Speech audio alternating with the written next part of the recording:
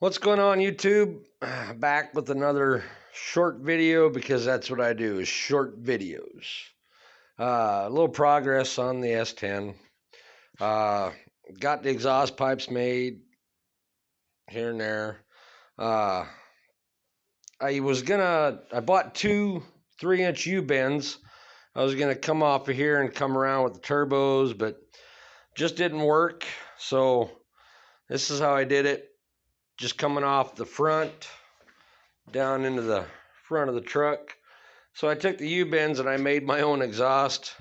I like to call myself frugal, not cheap, because I try to use whatever I have in the garage, because that's what I do.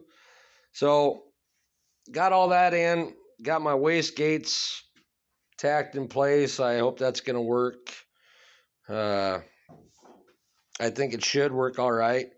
I've been dealing with water pump.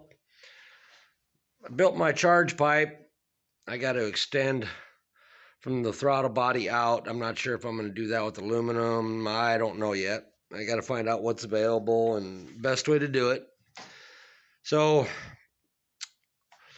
these LSs, for the people that don't know, there's all kinds of, well, not all kinds. There's different styles of harmonic balancers, water pumps, all the accessory drives. So the engine started out in a truck, and the truck has a harmonic balancer this deep. So I went up to my local O'Reilly's and got a balancer for an F body, and they're narrower. And a while back when I first built this, I put on, I think it was a Camaro water pump, and they're shorter than the truck water pumps, but you got to add spacers, so it puts it out the same space. So my issue was my charge pipe distance between this and this. So I've got that narrowed down. I don't know if I'm going to run an alternator because I have to find a shallower bracket to move the alternator back. If I could find somebody with a mill, I would have them mill 3/4 of an inch off the back of this.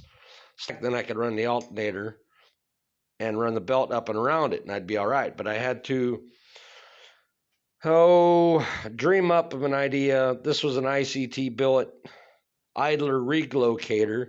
So I went and bought a 6-rib pulley, put it back on this bracket. So I have my tensioner over here, run it through everywhere, and it should work that way.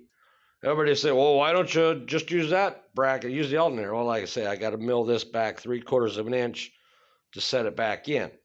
So we'll see. If I can find somebody, then I can get rid of this and I can actually run an alternator. I was thinking about not running one since I really won't be running on the street, racing on the street. I don't know, whatever you want to call it.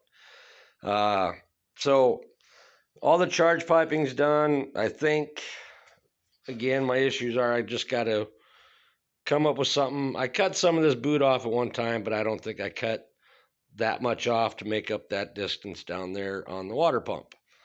But it's coming together slowly. I think I'm happy with it. One issue I knew of when I bought the headers is you can't run the coil packs up on the valve covers because the spark plug wires will not clear the headers. So we'll have to do a little coil relocation. I thought about putting the passenger side one up on the firewall and bringing wires down underneath, but I'm not sure where I would put the driver's side one because there's just no room to put it. So I know I've seen people mount them up underneath the block. That's an option. Just something I'll have to explore when I get to that point. But we're making headway.